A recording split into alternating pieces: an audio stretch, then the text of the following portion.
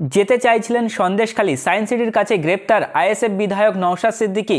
সন্দেশখালী যাওয়ার পরিকল্পনা ছিল আইএসএফ বিধায়ক নওশাদ সিদ্দিকীর। যাওয়ার পথেই কলকাতা সায়েন্স সিটির কাছে গ্রেপ্তার করা হলো তাকে। কেন এই গ্রেপ্তারি, বিস্তারিত জানতে ভিডিওটি শেষ পর্যন্ত দেখতে থাকুন এবং চ্যানেলে নতুন হলে অবশ্যই সাবস্ক্রাইব করুন এ ধরনের খবরগুলি সবার আগে আপডেট পেতে। মঙ্গলবার সকাল 9:30 নাগাদ সন্দেশখালীর উদ্দেশ্যে রওনা দিয়েছিলেন নওশাদ সিদ্দিকী। সায়েন্স সিটির কাছে পৌঁছাতেই পুলিশের হাতে গ্রেপ্তার হন তিনি। পুলিশের দাবি 144 ধারা লঙ্ঘন করার অভিযোগে নওশাদ সিদ্দিকীকে গ্রেপ্তার করা হয়েছে।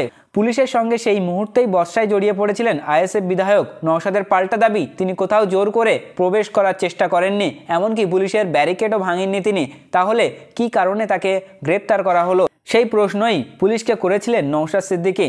নওশাদের দাবি, মঙ্গলবার সকালে সন্দেশখালীর পাশাপাশি বসন্তী যাওয়ার পরিকল্পনা ছিল তার। সায়েন্স সিটির কাছে তিনি পৌঁছানোর পর সেখানে উপস্থিত সাংবাদিকদের সঙ্গে কথা বলেছিলেন তিনি। তারপরেই পুলিশ তাকে গ্রেপ্তার করে। পুলিশ পরে নওশাদকে জানায় তিনি সন্দেশখালী গেলে সমস্যা হতে পারে, সেই পরিপ্রেক্ষিতে তাকে গ্রেপ্তার করা হয়েছে বলে দাবি পুলিশের। তারপর প্রিজন ভ্যানে তুলে নিয়ে যাওয়া হয় নওশাদকে। নওশাদ বলেন, পুলিশ চাটুকারিতা করছে, এখানে 144 ধারা নেই, আমি কোনো ব্যারিকেডও ভাঙিনি, তার সত্ত্বেও আমাকে বিনা কারণে গ্রেপ্তার করা হলো। সম্মানীয় ভিউয়ার্স, নওশাদ সিদ্দিকীর গ্রেপ্তারি নিয়ে আপনার নিজস্ব মন্তব্য আপনি কমেন্টের মাধ্যমে জানাতে পারেন। পরবর্তী গুরুত্বপূর্ণ আপডেট পেতে আমাদের চ্যানেলটিকে সাবস্ক্রাইব করে রাখুন, পাশে থাকা ঘন্টাটি বাজিয়ে রাখুন এবং ভিডিওটি অবশ্যই একটা লাইক করবেন।